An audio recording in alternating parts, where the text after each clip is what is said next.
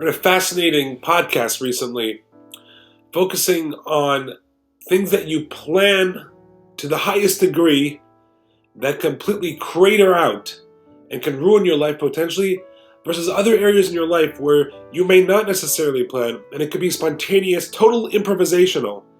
Yet it could mark the greatest success of your life and even your business career. And the host of this podcast gave two powerful illustrations.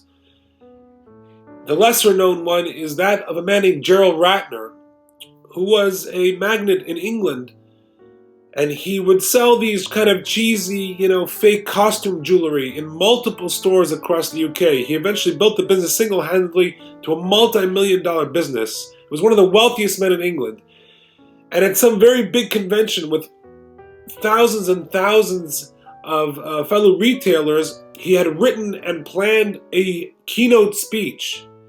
And he had written this speech, and he gave the speech as he scripted it. And the speech basically extolled the virtues of this cheap jewelry and how he basically makes all of his customers feel good that they're buying fancy jewelry, which in itself really is fake, very cheaply made, but he keeps the costs low and he doesn't sell them for so much. And everyone thinks that they're buying wealthy, beautiful jewelry way above their pay grade, but it's really cheap. And he stuck to his script, and he kept on making jokes about almost the duplicity by which he was selling his wares, but everyone knew what he was about.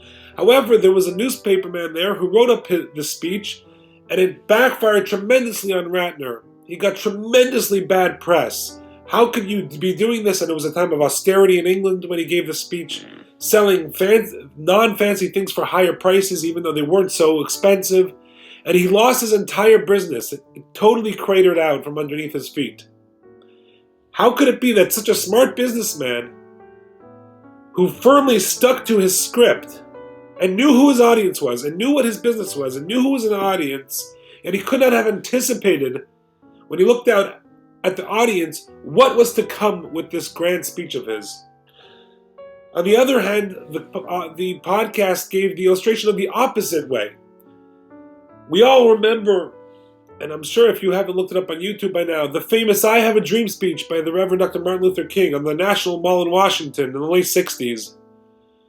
When Dr. King was ostensibly there to promote civil rights and equality for employment opportunities, but instead, in a very famous bit of history, Dr. King had his prepared remarks that he had worked on, and Dr. King's preparation for his speeches were legendary, and he had worked on this speech for hours, and he had his papers, his notes right in front of him on the podium, and all of a sudden, halfway through, he felt like he was losing this crowd. He had 300,000 people, all the televisions were on him. He knew that this was a moment that he could change the tide of history, and instead he folded his notes, he put them aside, and he launched into his dream speech, because the singer Mahalia Jackson behind him said, "Martin, tell them about your dream," and something sparked inside of King's head. And instead of the scripted, precise speech that he had worked hours preparing, he went improvisationally into this beautiful, lyrical, almost biblical type of speech. And if anybody has not seen the I Have a Dream speech, you should watch it. It's incredible. It's one of the greatest oratorical moments in recorded history. He had the crowd totally in his hands, and he invoked biblical characters and biblical language, law, morality, ethics, the history of America, in a less than 10-minute beautiful poetry almost. Totally improvisational, not planned. And the lesson that I took away, and it dovetailed with the book that I've been doing with a group of people Sunday morning at 8:45 a.m. to 9:30. Everyone's welcome to join me. The Sixth Constant Connection, the Sixth Constant Mitzvot, based on the teachings of Rabbi Noah Weinberg. And the third mitzvah is the mitzvah of Yichud Hashem, integrating God into your life in all situations. And the paramount lesson to learn, my friends, is that you must learn to be flexible. You cannot be stuck and rigid to your ways, just like it didn't work for the speech from Mr. Ratner. It won't work for your life and my life and our Judaism if we just stick to our ways. This is the way I've always done it. I can't change. You can't teach an old dog new tricks, a relative always used to tell me. It's not true. The Torah commands us to do teshuvah, to return and fix ourselves every day. Day to day, we must always constantly introspect and change if we need be. And so therefore, let's take a lesson from Dr. King's playbook.